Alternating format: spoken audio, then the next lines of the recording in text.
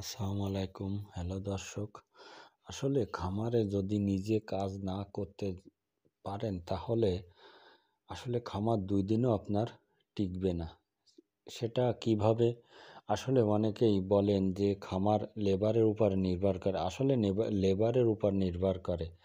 যদি আপনি খামারে কাজ না করতে পারেন, যেরকম দুধ দহন করা, আপনার এটা তো অবশ্যই জানতে হবে। কেননা দুধ দহন করে আপনি কোথায় বিক্রি করবেন সে জায়গায় আপনাকে নিয়ে যেতে হবে। এবং যখন আপনার খামারে ২-৫ দিন লেবার আসবে না, তখন কী অবস্থা হবে? যদি ১০-১২টা গাভী থাকে আপনার কী হাল হবে?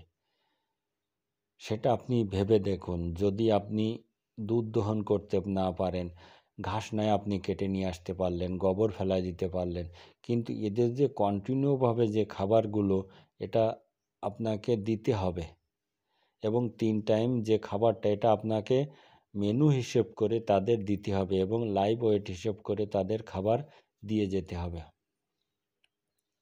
কিন্তু আমরা অনেকেই ভাবি যে ভুল ধারণা যে লেবার দিয়ে কী করব। আসলে ভাই লেবার মেন জিনিস, কিন্তু যে মালিক থাকে তার দেখাশুনো করতে হয়। কেননা একজনের পক্ষে ১৫-১৬টা গাভী তো পালন করা মোটেই সম্ভব না। কিন্তু ১০-১২টা গরু হলে কোনো সমস্যা হয় না। একজন লোক ভালোভাবে লালন পালন করতে পারে। আমার এই যে গরুগুলো আমি নিজে করি, আমার আব্বা করে, আমার আম্মা করে, আমার বাড়িয়ালি করে, সবাই মিলে এগুলো দেখাশুনো করে। আসলে তার ভিতর আমি যদি বাড়িতে না থাকি আরেকজন দেখাশুনো করে, সে যদি না থাকে আরেকজন দেখাশুনো করে, সবাই দুধ দহন করতে জানে। কোনোদিন আমাদের কি সমস্যা দেখা দিল, সাথে সাথে আমরা দুধ দহন করে ফেলতে পারি। আগে কি সমস্যা হতো? তখন দুধ দহন করতে জানতাম না। তখন ম্যাস্টাইটেড এক ভাব দেখা দিত। কেননা গাভীর যখন দুধের চাপ দেয় তখন দুধ দহন করে ফেলতেই হবে এবং সকাল ৯টা থেকে ১০টার ভিতরে দুধ দহন করে ওদেরকে খাবার দাবার খাইয়ে রেস্টে পাঠিয়ে দিতে হবে। এমনভাবে গাভী পালন করতে হবে। আসলে আপনি গাভী দুধ দহন করতে জানেন না, আপনার লিভার নেই, দেখাশুনোর জানেন না, তাহলে তো গাভী টিকবে না। ২ দিনও টিকবে না আপনার খামার। কেননা আপনি বুঝতে পারতেছেন না এই গাভীটা কেন খাচ্ছে না। কোনো একটা সমস্যা আছে। কী সমস্যা দেখলেই বোঝা যাবে। গাভীর গায়ে বা কানে হাত দিলে বোঝা যায় গাভীর জ্বর। সেই জন্যে গাভী খাচ্ছে না। বা পালানে হাত দিয়ে দেখতে পালান শক্ত কি নরম, এ একটা সমস্যা।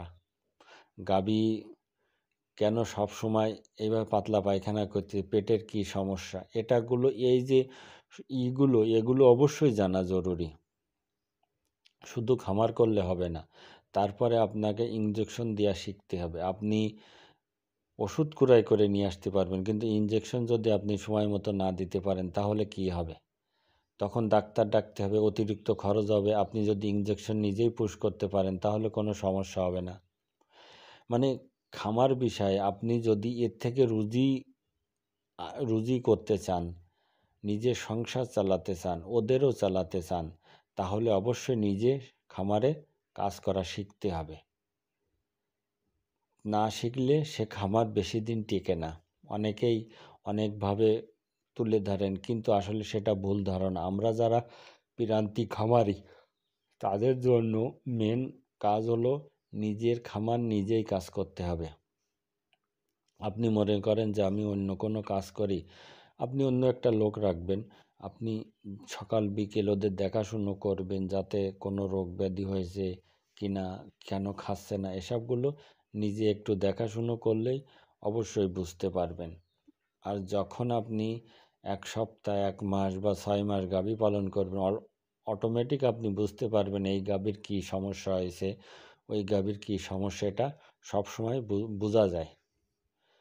শুধু নিজের উপর ডিপেন্ড করে। আসলে কেননা আমার এই যে গাভীটা, এদের দুধের টাকায় আমার সংসার চলতেছে, ওদের খাওয়াচ্ছি, আমাদের ছেলেমেয়ের খরচ চালাচ্ছি, সব কিছু এই দুধের টাকায় চলতেছে। আপনাদের দোয়ায় আলহামদুলিল্লাহ অনেক ভালো আছি। কী জন্যে? আমি নিজেই খামারে কাজ করি, আমাদের পরিবারের সবাই আমার এই খামারে কাজ করে। সেই জন্য ইনশাল্লাহ লাভের পরিমাণ অনেক বেশি। আর নিজস্ব আমার জমির খড়, নিজস্ব জমিতে ঘাস লাগানো, সব কিছু নিজস্ব জমিতে। এবং মেন জিনিস হলো লিভার। যদি লিভার ঠিক মতো না পাওয়া যায় তাহলে ডেয়ারি খামার টিকে রাখা সম্ভব হয় না। কেননা 15-16টা গাভী, 8-10টা গাভী থাকলে সেটা পরিচালনা করতে যদি আপনার বাড়িয়ালি না করে তাহলে আপনাকে অবশ্যই লোক রাখতে হবে। এই জন্য বলবো, যে কোনো কিছু করার আগে ভেবে চিন্তে করবেন এবং নিজে আগে ট্রেনিং গ্রহণ করুন, করে খামার দেওয়ার চিন্তা ভাবনা করুন।